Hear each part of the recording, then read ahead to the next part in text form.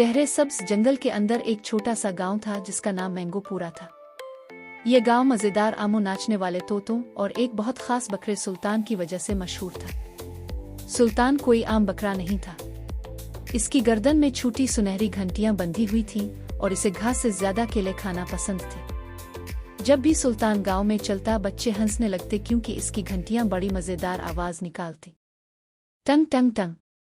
सब लोग सुल्तान से मोहब्बत करते थे, सब सिवाय बाबा जंबो के। बाबा जंबो जंगल का सबसे मिजाहिया बूढ़ा आदमी था। इसकी दाढ़ी इतनी लंबी थी कि कभी कभी मुर्गियां इसमें आकर सो जाती। वो हमेशा एक टेली लाठी साथ रखता और बहुत बड़े चप्पल पहनता था जो चलते वक्त आवाज करते, फट फट फट। एक शाम बाबा जंबो ने अपने छोटे साथी टंको के कान में सरगोशी की।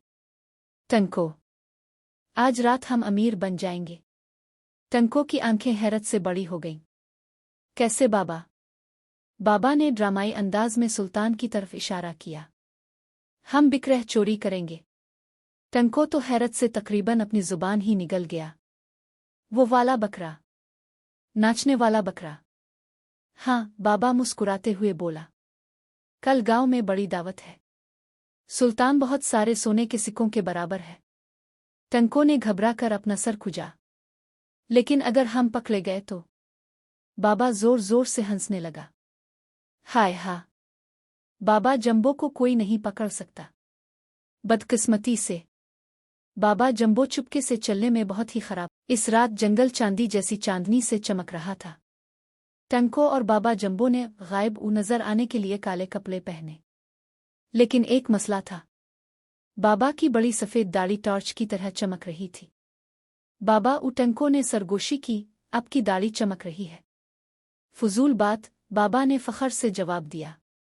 इसी वक्त एक जुगनू आकर दाढ़ी में बैठ गया और दाढ़ी मजीद चमकने लगी। टंको ने लंबी सांस ली। दोनों आहिस्ता आहिस्ता सुल्तान के लकड़ी वाले बाड़े की तरफ बढ़े। एहतियात, टंको ने आहिस्ता कहा। फिक्र ना करो, बाबा ने एतमाद से कहा। करिश। बाबा 3 धाती बर्तनों पर चढ़ गया। Bang bang bang. गांव की मुर्गियां फौरन जाग उठीं। बुआ अलिफलिफिक हर तरफ पर ही पर उड़ने लगे। टंको घबरा गया। भागो! लेकिन बाबा जंबो अभी भी आहिस्ता आहिस्ता चल रहा था। मैं शेर की तरह खामोश हूं। फट! इसकी चप्पल केले के छलके पर पड़ी। वो विश!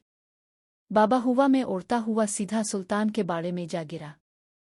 सुल्तान ने आहिस्ता से आंख झपकी। बाई! बकरा 3 सेकंड तक बाबा को घूरता रहा। फिर अचानक खुशी से नाचने लगा। टंग टंग टंग।